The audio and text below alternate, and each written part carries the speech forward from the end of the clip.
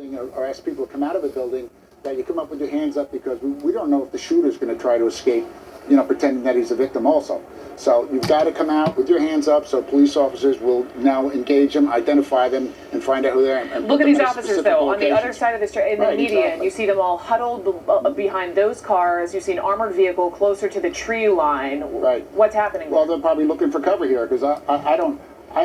Apparently, it looks like that's the building where the shooting occurred. Yeah. We can tell by all the police that are around there and the way people are coming out of that building. So the police must be in that building now and have the shooter or shooters cordoned off in a specific area inside that building. What makes you think that? That's just what it appears. I can't tell you for sure, but that's what it appears right now. And it looks like they're coming out of an area there where they might not be able to get shot by the shooter if the shooter decides he wants to look out the window and shoot at these people. Apparently, the police have made this a safe zone here. Being inside there, and it's a good possibility that we might see the same type of thing where they're pretending they've got hostages inside and trying to basically get a little more time in what they're doing there. Like I said, this is all speculation. We don't really know much what's going on here, so that's what I can see from what I see here now. More and more people leaving the building with their hands up. 1 or 2 dozen patrol cars, an armored vehicle there up on that sidewalk. As we're looking at this building, and folks, let me just be totally transparent. We don't know where this is until we get more information from the ground, from San Bernardino. All I can tell you, and this is according to San Bernardino Fire, this is Waterman Avenue. This is the 1300 block of South Waterman and Orange Show Road. So that's where this is happening. Obviously, no traffic in this area. As in these shooting situations, they cordon off the area, establish a perimeter, get folks from within out to safety, triage those that are injured, and then try to find the shooter. Or in this case, according to San Bernardino police, they're looking for 1, 2, possibly 3 shooting suspects. Art Roderick, let me bring your voice back into this. You've been listening to Harry sort of walk us through what he thinks he's seeing. What about you? Yeah, no, I agree with Harry. I mean, this is scary when you're talking about multiple shooters. This involves a conspiracy. When this first went down and I heard multiple shooters, I thought maybe originally some type of gang situation, but it sounds more towards the terrorism angle, where if they're holding hostages inside and they've injured that many people, we're talking some type of long rifle, with a high capacity magazine that would do some damage like that. So it's good to hear that there's people coming out of the building. They've got to get those innocent people out of the way as quickly as possible. And those buildings look fairly large, and I did hear one witness say that those buildings probably hold a couple hundred people. So this is the nightmare law enforcement has, is to get those people out of those other offices, before they get hurt. And we're looking now at live pictures. This is presumably the triage units, stretchers, fire, EMS, all responding, treating people on the streets there. Those obviously with the priorities of the worst injured being taken to local hospitals there in San Bernardino. As you can see on the screen, Harry, we also now know, in addition to local law enforcement, you have FBI and ATF on the scene. Definitely. The FBI is going to come on the scene instantly, more than one shooter that we believe occurred here. So the FBI is going to come on the scene. ATF is going to be coming on the scene. I don't know if anybody's hearing shots right now or not.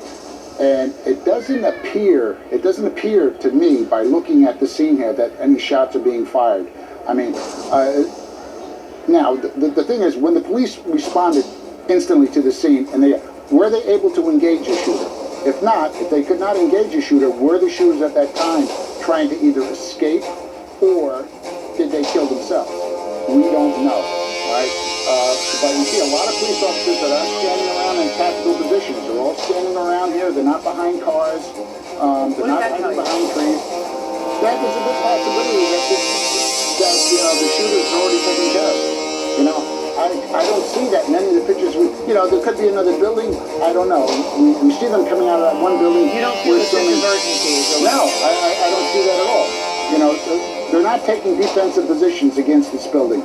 So there's a possibility that this might be over. I'm not sure. Let's hope it is. Yeah. One thing I can tell you is that from the witness that said they spoke to 11 who heard gunshots, they mentioned that this was a center where they handled disabled children.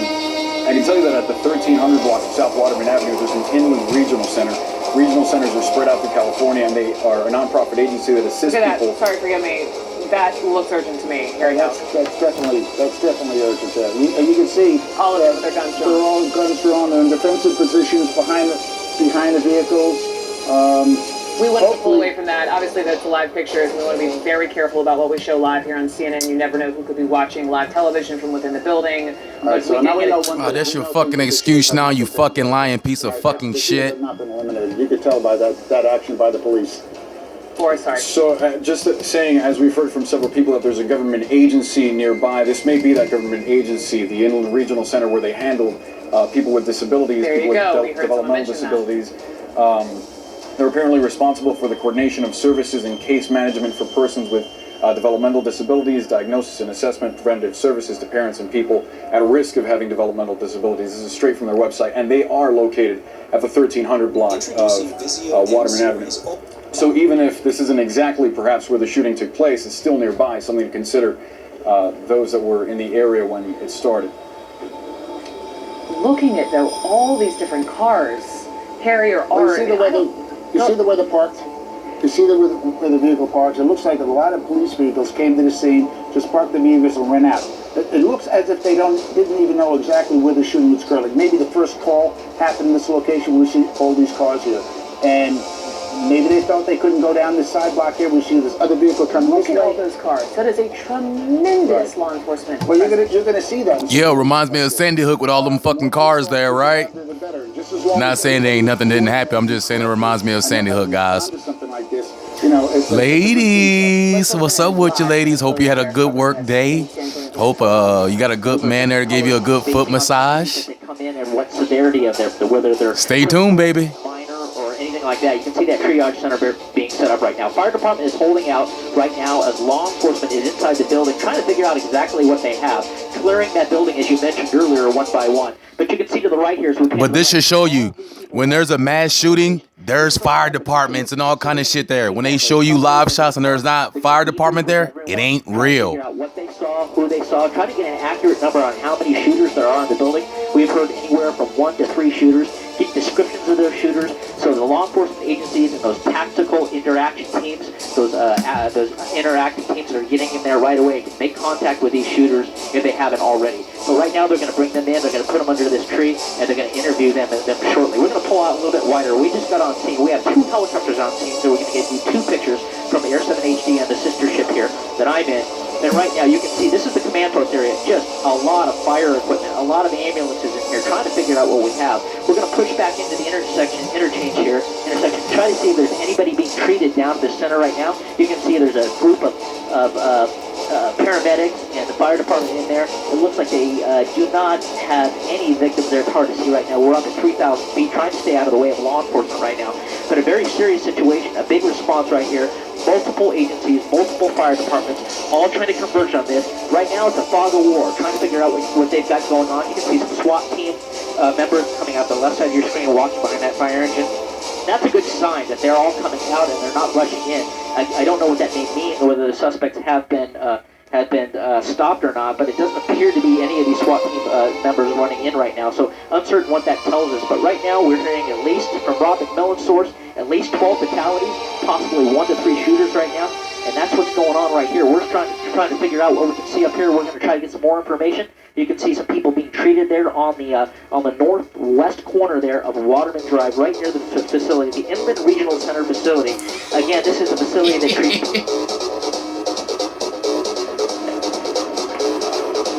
All right, so you have been listening to the helicopter there of our local LA affiliate, KABC, describing the scene here. As you can see here, a woman being taken off on a stretcher, presumably to the hospital there in San Bernardino. If you're just joining us here, as we're just past the top of the hour, you're watching CNN. We are in the thick of breaking news. San Bernardino, about 60 miles east of Los Angeles, and this is an active shooting situation. According to police, could be 1 shooter, could be as many as 3 separate shooters.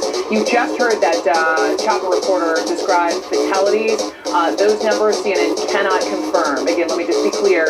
We do not have those numbers confirmed here at CNN. The latest we have, and this is from San Bernardino Fire, that they have been responding to reports of 20 victims And the shooting incident in the 1300 block of South Waterman, when they say victims, I don't know if that's fatalities, those injured. This new piece of information I do have as we're looking at some of these live pictures on the scene, tremendous law enforcement presence here. Loma Linda University Medical Center spokesperson telling CNN that their medical center is expecting an unknown number of patients from this shooting. The spokesperson says it's unclear how many patients they will be receiving or the extent of their injuries, but it is a level 1 trauma center for the people of San Bernardino. So, Art, can you just walk me through, if you are this local medical center here, anticipating who knows how many, presumably, gunshot victims into their medical center, how are they preparing for this? Well, I mean, if they're a level 1 trauma center, then they've practiced these types of scenarios before. So obviously the triage is being done at the scene is going to be key to get those that are more seriously injured in first. And I'm sure that they're in contact with those rescue squads and ambulances that are transporting these injured so that they know immediately which ones have to be taken into surgery or treated elsewhere. So, these trauma 1 level units are fantastic in handling these types of scenarios. Yeah, they will be ready to handle these patients as they're coming in. What you're looking at right now, we've been watching this for the last couple of minutes. Presumably these are people who worked in this building or who were inside the building at the time of the shooting. And they've been walking out one by one, hands up in the air, slowly, carefully, cautiously here, being guided by local law enforcement there on the ground. It looks to be, this is the area, if you're familiar with San Bernardino, this is the South Waterman and Orange Show Road. And so as they're getting these folks across the street, away from the shooter or shooters, to safety, lots of, we've seen patrol cars, dozens of patrol cars.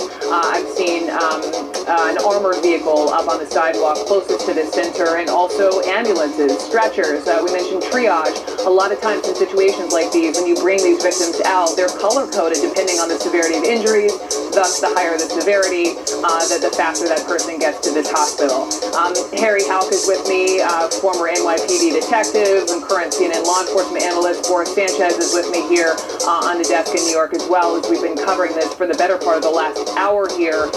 Harry, as we're watching these folks walking out, your assessment here? Yeah, well, this looks like this is the safe zone. This is the safe zone where people can actually stand around and not worried about getting shot by the shooters.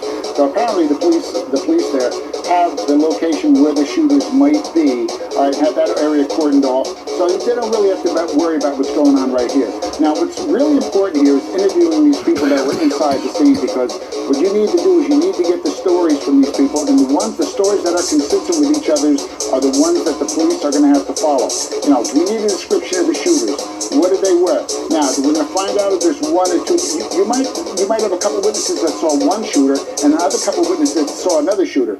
So if we find out the description of the clothing and maybe the weapon they wore, now we'll know. We can be able to identify. Yeah, there's one shooter. All right, there's two shooters because somebody said the guy wore a green shirt and jeans. The other guy wore a red shirt and jeans. And now another person said they saw somebody with a yellow shirt and jeans. So now we know we've got 3 shooters here. All right, and that's what the police are going to be looking for. And they're going to want to find out exactly where inside the building the shooting started, what did they see, and how many more people might be locked in rooms. They might have little safe rooms inside this location that we saw over in Colorado. That's right. So hopefully we'll see that. So the police are going to have to try to get to those locations and get those people out of there. Okay, thank you, Harry. Stay with me. I'm being joined. Joe? All right, Joe Giacalone, former FBI? New York City Police Department. New York City Police Department. Forgive me, sir. Thank you so much for jumping in on the coverage here. As I'm looking at you, I'm glancing down at this. So now apparently the shooting has been confirmed, happening near the Inland Regional Center. It is a non-profit there in San Bernardino that works with individuals with developmental disabilities. Staff members provide services to more than 30,000 people with developmental disabilities and their families in the San Bernardino and Riverside counties. So that is apparently confirmed where the shooting happened at or near. And Joe, I don't know how much you've been watching here. We've been in this for about an hour, and we've heard from 2 separate eyewitnesses. And we don't know, this could be 1, 2, or 3 possible shooters. PD describing them as suspects. We've been watching people walking out with their hands up from within this facility, but we heard from 2 eyewitnesses describing their loved ones holed up, locking themselves in offices within this building, describing hearing shots. How does that factor, that variable, change for if you're FBI, ATF, police, trying to find the shooters? Yeah, well, unfortunately, you don't know who the shooters are. So as law enforcement, you're responding to the scene. It's chaotic, it's hectic.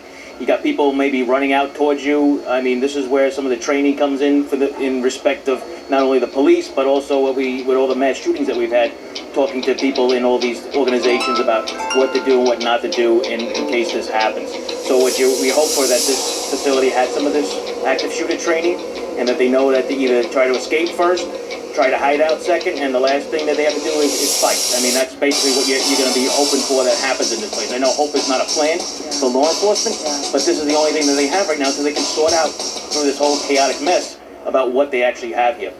Joe, stay with me. I know I have Kristen Kraus on the phone now. Kristen is the co-director of a charter school here just around the corner from this active shooting situation. Kristen, how you doing? I'm good, thanks. Tell me, I spoke with someone else from a charter school just around the corner as well. I don't know